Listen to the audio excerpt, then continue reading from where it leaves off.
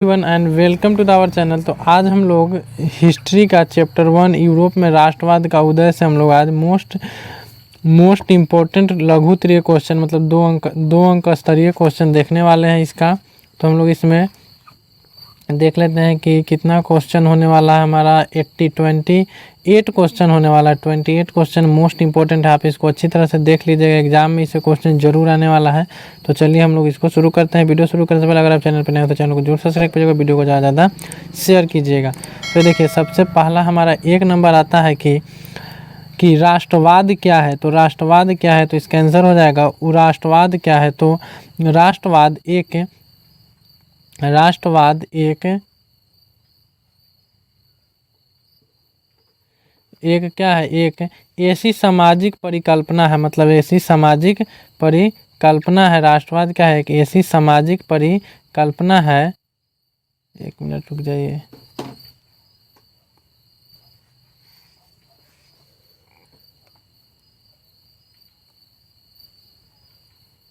एक ऐसी सामाजिक, तो राष्ट्रवाद क्या है, तो राष्ट्रवाद एक ऐसी सामाजिक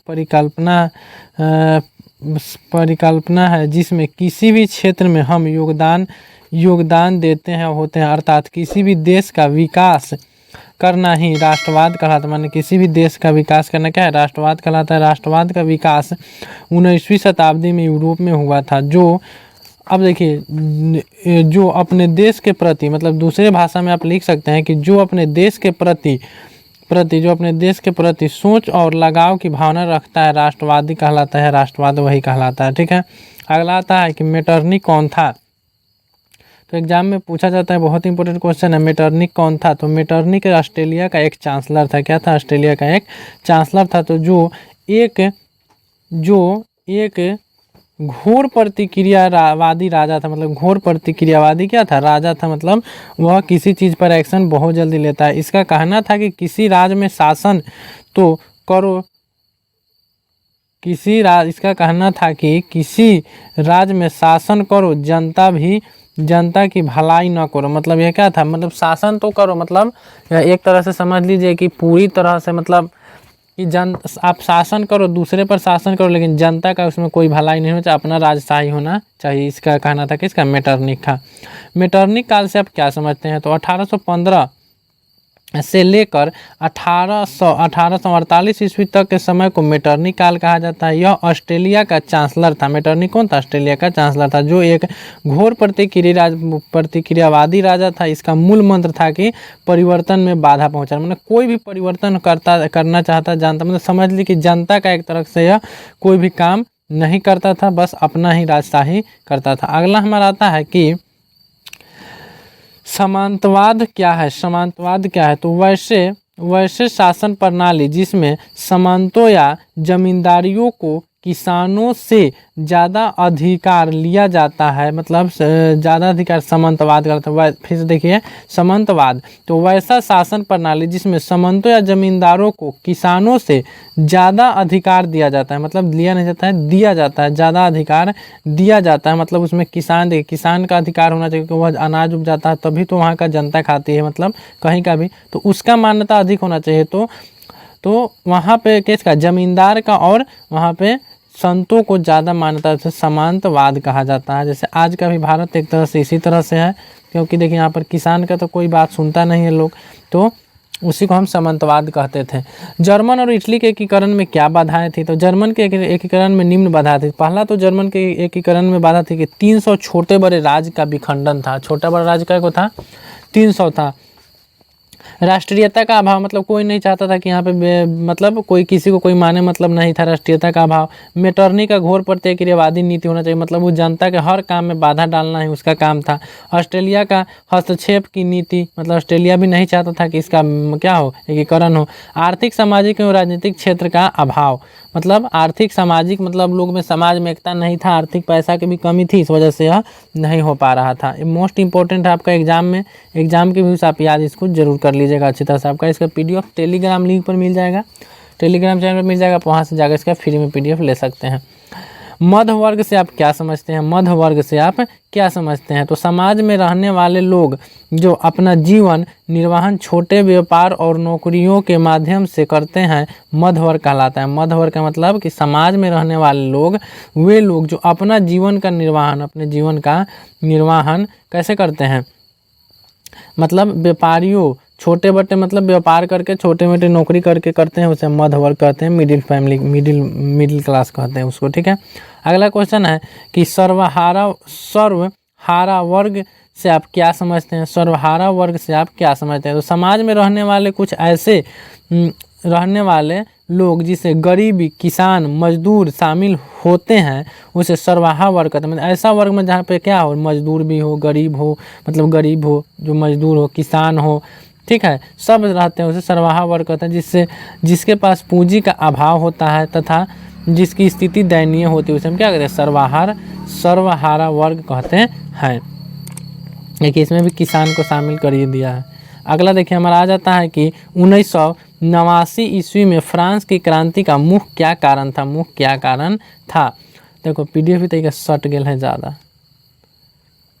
देखिए 1989 ईस्वी में फ्रांस की क्रांति का मुख्य कारण राजनीतिक, आर्थिक, सामाजिक, बौद्धिक कारण माना जाता है। फ्रांस की क्रांति के समय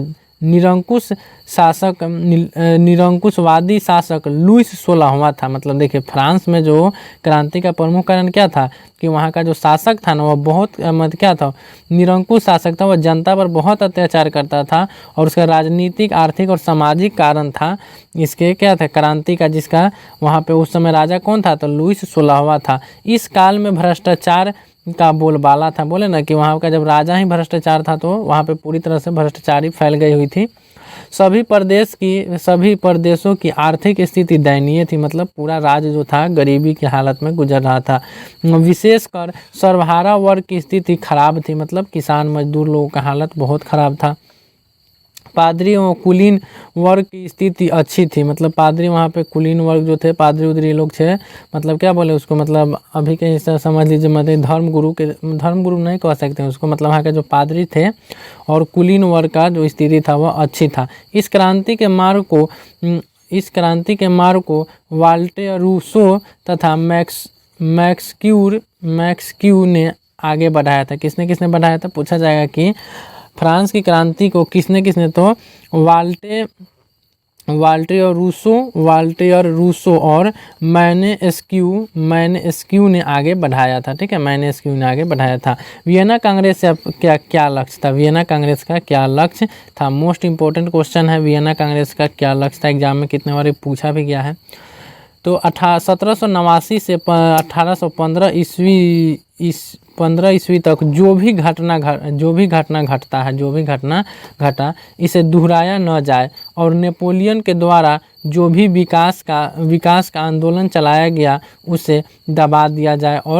और क्या था, यूरोप में जैसी स्थिति है उसे कोई परिवर्तन नहीं हो पाए, यही किसका था? वियना कांग्रेस का लक्ष्य था। फिर समझिए 1789 से 1815 तक जो भी घटना घटा, जो भी हुआ था क्रांति उसको दोहराया नहीं जाए, फिर से न हो। नेपोलियन द्वारा जो भी विकास का आंदोलन चलाया गया उसको क्या हो, दबा दिया जाए, ख़त्म कर दिया जाए, उसे दबा दिया जाए। और यूरोप में जैसी स्थिति है वैसे ही रहने जाए, कोई परिवर्तन नहीं हो। और यूरोप में तो राष्ट्रवाद का उदय हो चुका था। साम्राज्यवाद क्या है? साम्राज्यवाद तो वैसा कोई भी बड़ा देश जो छोटे देशों पर ज़बरदस्ती अधिकार कर लेता है, जैसे अभी देख लीजिए चीन और ये जो है वियतनाम है, नहीं वियतनाम नहीं, चीन और कौन है, ताइवान है। चीन और ताइवान के बीच में जो होने वाला है, या देख लीजिए रूस और किसके बीच युद्ध हुआ था, यूक्रेन के बीच जो हुआ था, वह क्या है, एक तरह से क्या है, साम्राज्यवाद है। मतलब छोटे छोटे देशों को क्या कर लेना, अपने अंदर निगल लेना, क्या कहलाता है उसे? साम्राज्यवाद कहलाता है। ठीक है, साम्राज्यवाद कहलाता है। वियना कांग्रेस को 2 उपलब्धियां लिखे, वियना कांग्रेस की 2 उपलब्धियां लिखे। तो यहाँ पे 3 उपलब्धियां हैं, चलिए 3 दे दिए हम, 3 याद था तो 3 देखे, 3 डाल दिए। देखिए वियना कांग्रेस के 3 उपलब्धियां यहाँ पे कौन कौन हो सकती है, तो वियना कांग्रेस की निम्नलिखित उपलब्धियां थे, जरूरी नहीं कि एग्जाम में 2 ही पूछेगा, 3 भी पूछ दे सकता है। तो देखिए वियना कांग्रेस के द्वारा नेपोलियन युग का अंत एवं मेटरनिख युग का आरंभ हुआ। किसके द्वारा, वियना कांग्रेस द्वारा क्या हुआ, नेपोलियन युग का अंत। पहले ही देखे पढ़े हैं कि नेपोलियन का कोई भी काम को दबाना चाहता था तो नेपोलियन युग का अंत कर दिया और मेटरनिख युग का शुरुआत कर दिया। वियना संधि द्वारा यूरोप के राजनीतिक मानचित्र व्यापक फेरबदल कर दिया, मतलब व्यापक बहुत क्या कह सकते हैं उसको, मतलब व्यापक उसका फेरबदल कर दिया गया। कब, वियना कांग्रेस के संधि में। इस व्यवस्था द्वारा नेपोलियन द्वारा परिजित राजवंशों की पूर्ण स्थापना का प्रयास किया गया। फ्रांस और स्पेन में बुर्बो राजवंश का राज स्थापित हुआ। फ्रांस में लुईस 18वां को राजगद्दी मिली। फ्रांस में लुईस 18वां क्या हुआ, राजगद्दी मिला। ठीक है, यही किसका था, वियना कांग्रेस का उपलब्धियां था। ला अगला हमारा क्वेश्चन है 12 नंबर, यूरोपीय इतिहास में यूरोपीय इतिहास में घेटों का क्या अर्थ है। तो घेटो शब्द का प्रयोग मूलतः मध्यकालीन यूरोपीय देशों में यहूदी बस्तियों के लिए प्रयुक्त किया जाता था। कहाँ पे प्रयुक्त किया जाता था, तो मध्यकालीन यूरोपीय देश में। किस बस्ती के लिए, यहूदी बस्ती। यहूदी मतलब एक जैसे हिंदू मुस्लिम होते उसी तरह मुस्लिम एक यहूदी होते हैं, तो उन्हीं लोग के लिए घेटो का प्रयोग किया जाता था। परंतु वर्तमान संदर्भ में यह धर्म पर जाति और समान पहचान दर्शन वाली भाव को इंगित करता है। अतः यह समान पहचान वाले लोगों के साथ रहने वाले स्थान को दर्शाता है। मतलब अभी के समय यह समान किसके साथ, समान पहचान वाले लोगों के साथ रहने का दर्शाता है। कौन, घेटो। समझ में आया घेटो का अर्थ क्या था। अगला है मेजनी कौन था। मेजनी ऐतिहासिक गणतांत्रिक विचारों का समर्थक और योग सेनापति था। कौन था, मेजनी क्या था, एक सेनापति था। ठीक है, जिसने इटली के एकीकरण में महत्वपूर्ण योगदान दिया था। जिसने इटली के एकीकरण में महत्वपूर्ण योगदान दिया था।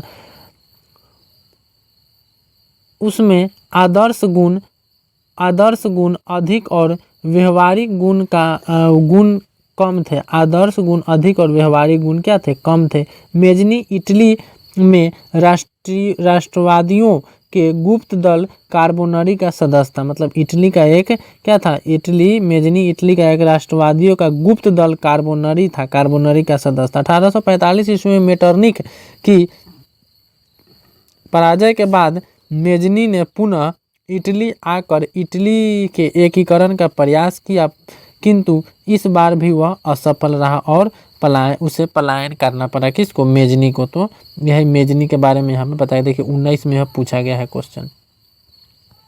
अगला हमारा क्वेश्चन आता है कि जर्मनी के एकीकरण की बाधाएं। तो जर्मनी की एकीकरण बाधाएं छोटी छोटी राज्य थी, उसके धार्मिक और राजनीतिक समाज की विशेषताएं मौजूद थी। उनमें क्या था, उनमें जर्मनी राष्ट्रवादी की भावना थी, जिसके कारण एकीकरण मुद्दा उसके समक्ष नहीं था। मतलब यह पूछा गया कब, 22 में। इससे पहले भी आपको उस वाला में बता दिए, तो यह अलग से क्वेश्चन था, तो इसको हम टाइप करवा दिए हैं।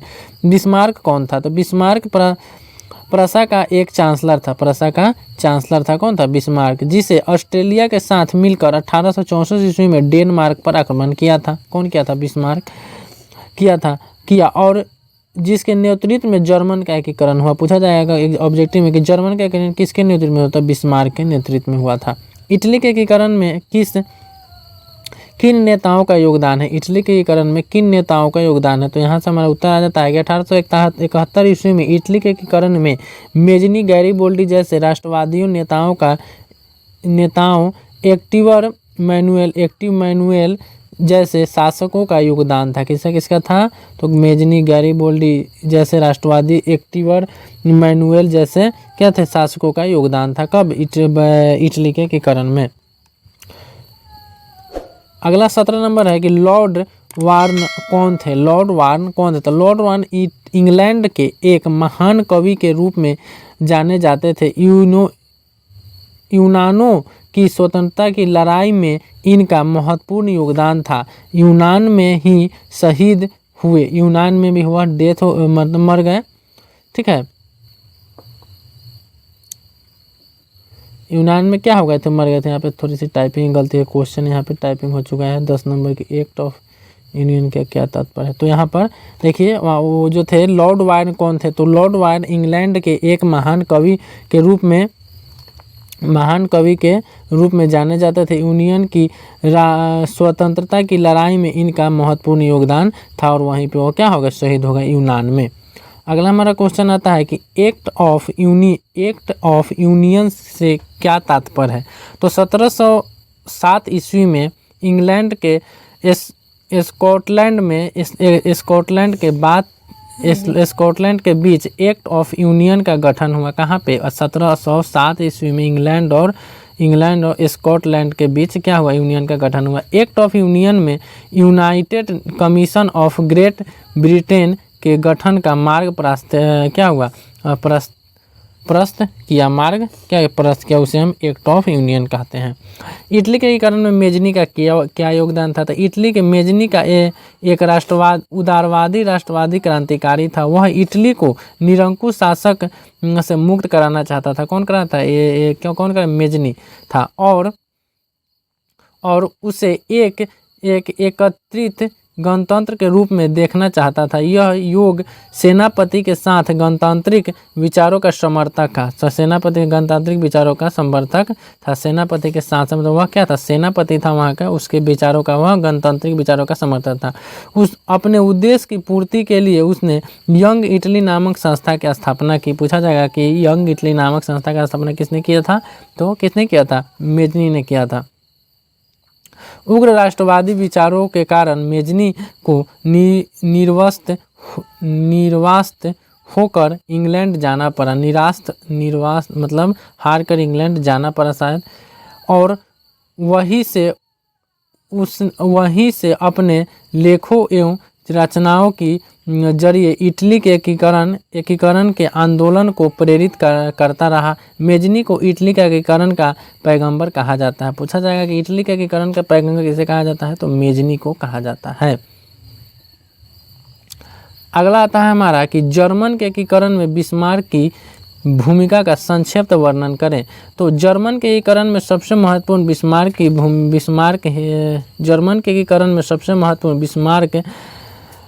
भूमिका बिस्मार्क की रही। उसके सुधार एवं कूटनीति के तहत जर्मन के एकीकरण में सबसे महत्वपूर्ण भूमिका बिस्मार्क की के तहत एकीकरण का प्रयास किया। वह प्रसा का चांसलर था। कहाँ था? जर्मन का मतलब एकीकरण में बिस्मार्क क्या था? प्रसा का चांसलर था। उसे रक्त और लौह नीति का पालन किया। सर्वप्रथम उसने फ्रांस और ऑस्ट्रेलिया से संधि कर डेनमार्क पर अंकुश लगाया। सब पूछा जाएगा सर्वप्रथम कहाँ पे? तो ऑस्ट्रेलिया, फ्रांस और ऑस्ट्रेलिया से संधि करके डेनमार्क पर अंकुश लगाया। 1864 ईस्वी में उसने डेनमार्क पर आक्रमण पर सेल्सिविग और हॉलस्टाइन को अपने अधिकार कर लिया। बिस्मार्क ने फ्रांस से संधि कर 1866 से सेडोवा के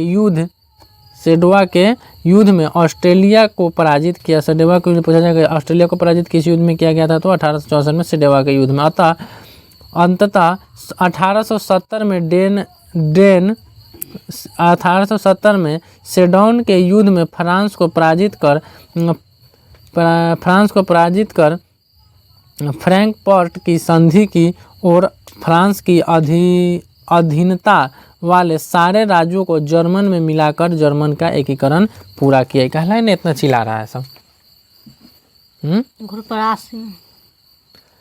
अगला हमारा क्वेश्चन है 1848 ईस्वी की फ्रांसीसी क्रांति का क्या कारण है। देखिए 13 में, 14 में, 19 में और सब कंपार्टमेंटल में पूछा गया है और यह 20 में और 22 में भी पूछा गया। बताइए 22 का सब पूछा गया है। तो देखिए 1848 ईस्वी में फ्रांसीसी क्रांति के प्रमुख कारण निम्न थे। एक नंबर में था लुईस फिली की नीति का असफलता। 2 नंबर था मध्यवर्ग का शासन पर प्रभाव, मध्यवर्ग का राजनीतिक दलों के संगठन का अभाव और समाजवाद का प्रसार। इस क्रांति का सबसे महत्वपूर्ण कारण लुईस फिलिप की नीति और जनता में इसके नीति संतोष का वह जनता का तत्कालीन समस्याओं और सुलझाने में समर्थ रहा। इसके कारण क्रांति का सूत्रपात हुआ। तो अगला हमारा क्वेश्चन आता है, अरे इसमें कहाँ से आ गया, कैसे टाइपिंग करता है, काबूर कौन था, चलिए इसमें है तो पढ़ा ही देते हैं। काबूर कौन था, यहाँ पे देख लीजिए काबूर कौन था। तो काबूर एक बहुत बड़ा कूटनीतिज्ञ था, वह आपको यहाँ पे सुधार करके दे दिया जाएगा PDF। काबूर वह एक बहुत बड़ा कूटनीतिज्ञ था, वह न तो क्रांतिकारी था और ना ही क्या था, जनतांत्रिक समर्थक था। काबूर ने इटली के एकीकरण में अहम भूमिका निभाई थी। कौन, काबूर ने। ठीक है, अगला आता है कि उदारवाद क्या है। तो उदारवाद एक ऐसा विचार है जिसमें उदारवाद एक ऐसा विचार जिसमें आर्थिक स्वतंत्रता की बात कही जाती है तथा समाज और राष्ट्रीय की विकास को लेकर पुरानी परंपराओं को दरकिनार किया जाता है। उदारवाद क्या है, फिर समझिए। तो उदारवाद क्या है। उदारवाद एक ऐसा विचार है जिसमें आर्थिक स्वतंत्रता की बात कही जाती है तथा समाज और राष्ट्रीय विकास के लिए पुरानी परंपराओं को दरकिनार किया जाता है। अगला 23 नंबर क्वेश्चन आता है कि रूढ़िवाद क्या है। तो रूढ़िवाद एक ऐसा विचार है जिसमें अस्तित्व, सांस्कृतिक और कट्टर परंपराओं द्वारा समाज तथा देशों के विकास की बात की जाती है। अगला आता है हमारा कि स्लाव कौन थे। स्लाव बाल्कन क्षेत्र के निवासी थे। बाल्कन कोई क्षेत्र होगा जिसके निवासी थे, जिसने आधुनिक रोमानियों, बुल्गारिया,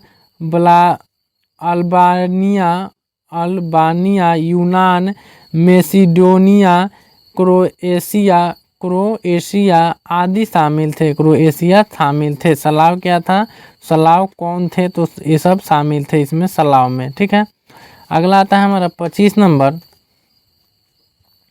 कि यूरोप में राष्ट्रवाद को फैलाने में नेपोलियन बोनापार्ट का क्या भूमिका थी। तो यूरोप में राष्ट्रवाद की भावना को विकास में फ्रांस की राजक्रांति और तत्पश्चात नेपोलियन के आक्रमणों के महत्वपूर्ण योगदान किया। यूरोप को कोई राज्य में नेपोलियन के अभियानों द्वारा अनुयायियों का संदेश पहुंचाना। नेपोलियन ने जर्मनी और इटली के राज्यों को भौगोलिक नाम की परिधि से बाहर कर उसे वास्तविक एवं राजनीतिक रूपरेखा प्रदान की, जिससे इटली और जर्मनी का एकीकरण का मार्ग प्रशस्त हुआ। दूसरी तरफ नेपोलियन की नीति के कारण फ्रांस प्रभुत्व और आधिपत्य के विरुद्ध यूरोप में देशभक्ति विपक्ष भी जागा। इस प्रकार यूरोप में राष्ट्रवाद फैलाने में नेपोलियन बोनापार्ट की अहम भूमिका थी। नेपोलियन के समय इटली और जर्मनी मात्र एक भौगोलिक व्यवस्थित थे। नेपोलियन ने अनजाने में इटली एवं जर्मनी के छोटे छोटे विभाजन परतों का एकीकरण किया था। तो देखिए हिस्ट्री एक तरह से समझिए कि पूरी तरह से कथा, इसको कथा की तरह पढ़िए, खुद याद हो जाएगा। आप अच्छी तरह से कान में हेडफोन लगा लीजिए और इसको आप वीडियो देखिए, आपको जरूर याद हो जाएगा। एक तरह से समझिए हिस्ट्री क्या है, कथा है एक तरह से। गैरीबोल्डी के कार्यों को चर्चा करिए। गैरीबोल्डी का जन्म 1807 में नीस नामक नगर में हुआ था। वह मेजनी के विचारों का समर्थक था, परंतु बाद में काबूल के प्रस्ताव में आकर संवैधानिक राजतंत्र का समर्थक बन गया। 1862 ईस्वी में गैरीबोल्डी ने रोम पर आक्रमण करने की योजना बनाई। काबूल ने गैरीबोल्डी के इस अभिनय का विरोध करते हुए रोम की रक्षा के लिए फीड माउंट की सेना भेजी। गैरीबोल्डी ने अपने कर्मचारियों एवं स्वयं सेवकों की शस्त्र की सेना बनाई। यह पूछा जाता है, मोस्ट इम्पोर्टेंट आपको याद जरूर कर लेना है, इसको एग्जाम में जरूर आएगा। उससे ने अपने सैनिकों को लेकर इटली के प्रांत सिसिली तथा नेपल्स पर आक्रमण किए। इस रियासतों की आंशिक जनता बुजुर्ग, अधिकांश जनता क्या थी, बुजुर्ग थी। राजवंश के निरंकुश शासन से तंग होकर गैरिबोल्डी का समर्थक बन गया। गैरिबोल्डी ने यह गणतंत्रिक की स्थापना की तथा विक्टर एमुनियल ने प्रतिनिधि के रूप में यहाँ की सत्ता संभाली। दक्षिण इटली के जीते गए क्षेत्र को बिना किसी संधि के गैरिबोल्डी ने विक्टर एमुनियल को सौंप दिया। वह अपनी सारी संपत्ति राष्ट्र के संपत्ति का राष्ट्र समर्पित कर साधारण किसान की भांति जीवन जीने की ओर अग्रसर हुआ। इटली के एकीकरण में गैरिबोल्डी का महत्वपूर्ण योगदान था। अगला हमारा 27 नंबर क्वेश्चन, जुलाई 1830 ईस्वी की जुलाई 1830 ईस्वी क्रांति का व्याख्या करें। तो चांसलर दशम एक निरंकुश शासन प्रतिक्रियावादी शासक था, जिसे फ्रांस में उभर रही राष्ट्रवादी तथा जनतंत्रवादी भावनाओं को दबाने का कार्य किया। उसने अपने शासनकाल में संवैधानिक लोकतांत्रिक की राह में कई गतिविधियों उत्पन्न किया, जिसके द्वारा नियुक्त प्रधानमंत्री नेपोलियन ने पूर्व लुईस 18 के द्वारा स्थापित समान नागरिक संहिता के साथ पर शक्तिशाली अभिजाता वर्ग के स्थापना की। उसके इस कदम को उदारवादियों ने चुनौती दिया। क्रांति के विरुद्ध